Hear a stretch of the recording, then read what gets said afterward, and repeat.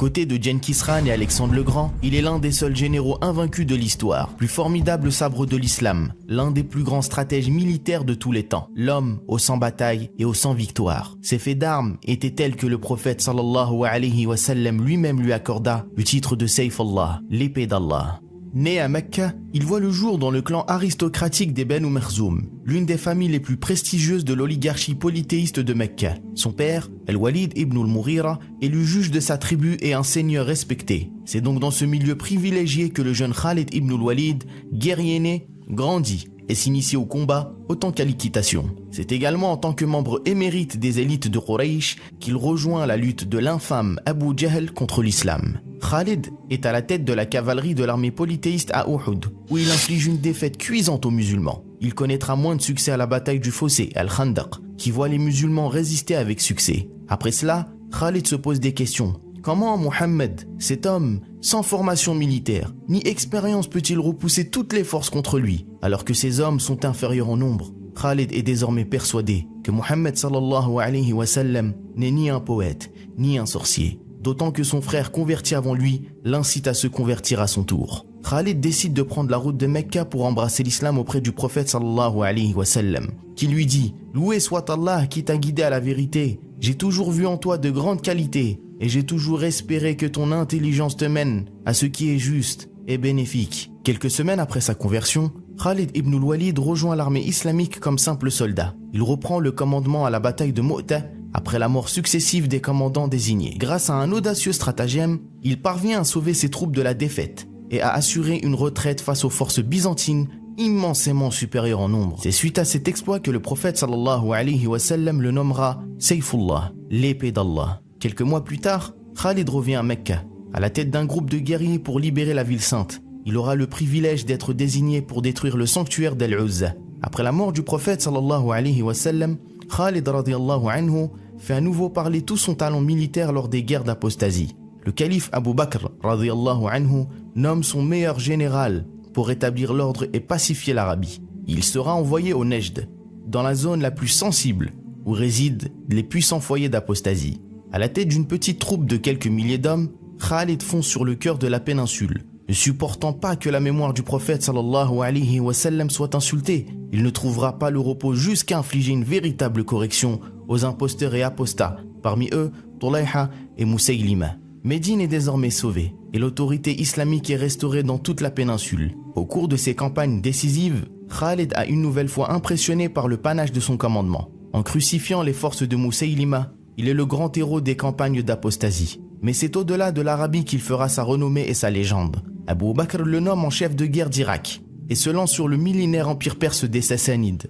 Khalid prend la route et annonce la couleur en envoyant une lettre à Hormuz, le gouverneur d'Ubala, et lui dit « Soumets-toi à l'islam et tu seras en sécurité, ou accepte le versement de la jizya et toi et ton peuple serez sous notre protection. Sinon tu seras le seul à blâmer pour les conséquences, car j'amène à toi des gens qui désirent la mort aussi ardemment que vous désirez la vie. » À la tête de 18 000 guerriers, il épuise l'armée de Hormuz et remporte sa première victoire à la bataille des Chênes. Khalid et ses hommes poursuivent leur lancée et humilient successivement 3 imposantes armées. Son offensive se poursuit vers Hira, l'objectif qui lui a été assigné par le calife, où il portera le coup de grâce à l'empire des Sassanides. À Médine, Abu Bakr, ébloui par les prouesses de son général, s'exclame « Ô gens de Quraysh, Khalid a terrassé l'empire. Les femmes sont bien incapables d'enfanter à présent de tels héros. » Khalid ibn al-Walid rejoindra par la suite l'armée islamique au Shem, en difficulté face à l'empire byzantin sous les ordres de Abu Ubaïda ibn al-Jarrah. Il sera ainsi désigné commandant d'Abu Ubaïda. Il n'y a donc pas un instant à perdre. En une campagne éclair, Khalid soumet Palmyre, la porte du désert, puis atteint les banlieues de Damas et s'empare de la Ghouta, défait les armées arabes chrétiennes, rassemble les forces de Abu Ubaïda et Yazid ibn Abi Sufyan sous ses ordres et sauve de justesse les troupes de Shurahbil ibn Hasna à Bosra. Un siège plus tard, la capitale de la dynastie arabe des Rassanides, vassaux de Rome, tombe entre les mains des musulmans. Les arrières de Khalid sont désormais assurés. Plus à l'ouest, les Byzantins assemblent une gigantesque armée de près de 90 000 hommes. Khalid assemble son armée avec celle de Amr ibn al-As et inflige une sévère défaite aux Romains lors d'une bataille frontale, pourtant écrasée par le nombre. Cette première victoire majeure de l'islam contre Byzance s'avère décisive.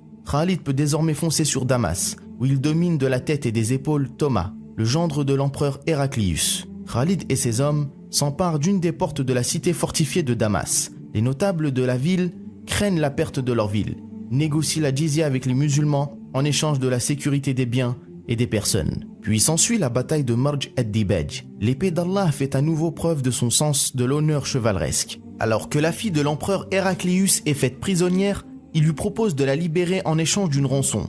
Khalid la libère, mais décide de ne pas prendre la rançon. Contre toute attente, le général Khalid se voit destitué par Omar ibn al-Khattab radhiyallahu anhu, alors nouveau calife des musulmans. Voyant l'admiration grandissante de la population, il craint qu'un culte de la personne se développe autour de lui. Khalid accepte son sort avec la plus grande loyauté et se range dans le rang de Abu Ubaïda ibn al-Jarrah, qui le nomme commandant de sa cavalerie et s'en remet à lui tout le temps à ses conseils. À la tête de sa nouvelle garde mobile, l'épée d'Allah virevolte. La vitesse de ses mouvements, la férocité de ses assauts, la finesse de sa vision tactique lui accordent comme toujours la victoire. Sous les ordres de Abu Ubaïda, il s'empare ainsi du Shem, puis offre à l'islam les clés de la Palestine lors de la bataille de Fahl. Khalid remonte ensuite vers le nord et repousse avec succès une tentative de Byzance de reprendre Damas par surprise, marche sur Hama et s'empare de Homs. La cité alors connue sous le nom d'Emes deviendra bientôt l'une des places fortes de l'islam au Shem. Mais le glaive d'Allah ne pouvait pas quitter l'histoire comme ça, sans briller une dernière fois sous le soleil du Levant. Alors qu'il fonce vers le nord, il apprend que l'empereur Héraclius rassemble une armée immense de 200 000 hommes. Khalid a compris la stratégie ennemie qui était d'isoler les corps armés et les détruire séparément. Il décide de rassembler l'armée islamique en un seul lieu pour contraindre Byzance à un affrontement frontal et décisif et ainsi contrecarrer les plans d'Héraclius. Khalid choisit la plaine de Yarmouk où il reprend le commandement suprême. L'ennemi est 4 fois plus supérieur en nombre, mais peu importe. Khalid est sûr de sa stratégie. Le 7 Rajab 15 de l'Hégire, la bataille s'engage.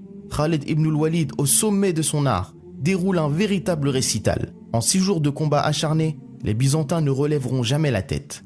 L'épée d'Allah comprend tout, avant tout le monde, anticipe avec brio chacun des mouvements ennemis, multiplie, ruse et tactique avec ingéniosité, surprend par son audace et la vivacité de ses intuitions. Khalid inflige une défaite monumentale à l'un des plus grands empires de ce siècle et restera comme l'un des affrontements les plus décisifs de l'histoire de l'humanité. Comme dira l'historien militaire Georges Nafziger, si les forces d'Héraclius l'avaient emporté, le monde moderne pourrait bien être si différent qu'il n'en serait pas reconnaissable. Symboliquement, l'armée islamique marche d'abord sur Jérusalem, où Khalid sera le témoin du pacte de Omar. L'armée musulmane ensuite se disperse et Khalid retourne sous les ordres de Abu Ubaïda et reprend la route du nord. Alors qu'il marche sur Qinsarin, Khalid est surpris par le commandant d'une troupe armée byzantine, un certain Mena, qui fait office de plus prestigieux général de Rome, qui décide de défier le champion des musulmans en terrain ouvert. Malgré sa large infériorité, Khalid retrouve très vite ses esprits et parvient à encercler et décimer l'ennemi.